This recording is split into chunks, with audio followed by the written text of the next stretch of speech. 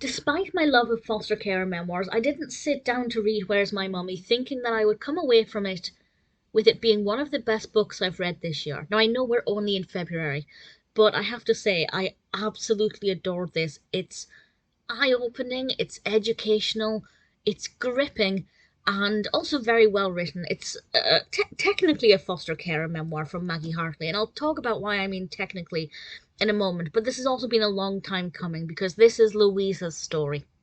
Louisa, we know. I don't know exactly how much to tell you about Louisa because if you've never read any of Maggie Hartley's memoirs before, you won't know anything about the character, of course, and I don't really want to spoil too much. So I won't say any more than that actually about Louisa or what we might already know about her based on previous mentions. But this book was released 4 days ago, I think. It was released on the 16th of February, and I read it, bought it and read it the day of release. Within 48 hours, I'd finished it, could not put it down. Louisa was in a horrific car accident. She's a 13-year-old girl. Her parents died on impact. She was in a coma.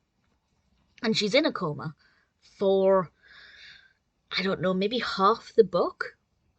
And that sounds on paper boring. How can a book be interesting if one of the main characters in a coma for half of it? But it is so compelling because I don't know that much about the effects of traumatic brain injuries, and I'll be honest, my knowledge of comas and what a coma patient goes through is basically from books, other books, and film and TV. But this actually really lifts the veil on what it's actually like when a person is in a coma.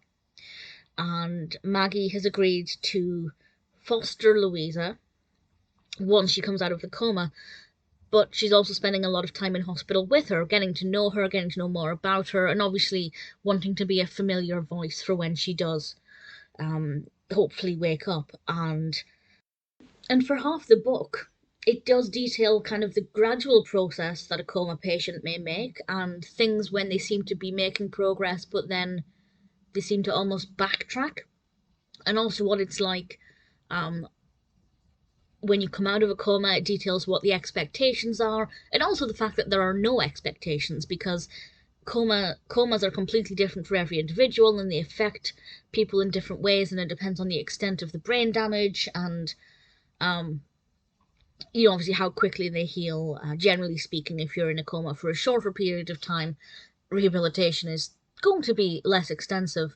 And I'm not going to say exactly what happened with Louisa, but I will say she's not in a coma for a short period of time. Um, and it's all about Maggie learning to cope with this different kind of placement and what it might entail in the future if and when Louisa comes out of the coma and her family is completely gone. And that's going to be very difficult. And I think it's something that I found so compelling because I knew nothing about. Obviously, I wasn't so naive to think that somebody in a coma would open their eyes and they'd suddenly have full awareness and everything would be, in terms of their physical health, the way it was before the accident. But at the same time, I didn't know the intricacies of it. I didn't know how it would affect their movement um, immediately and what the progression would be like and things that they would have to relearn. It's very eye-opening, very educational, informative, and very well written as well. Very gripping, very, very emotional. I mean, try reading a book about a 13-year-old girl in a coma who's just lost both of her parents and a puppy. The crash happened when they were on their way back from picking up their new puppy. Like, come on, you're throwing in a dead puppy into the mix? Like, it's a lot. It's very emotional, but very well written, very gripping, and as I said, very educational. Sure, it's going to be different for every person, so you can't read this as a blueprint to what a person in a coma is going to be like or what their experience is like, but I definitely found it to be very eye-opening and heartbreaking. And as I said, a long time coming if you're a fan of Maggie Hartley's books, as I am, and it's absolutely worth the wait. Really, definitely worth reading.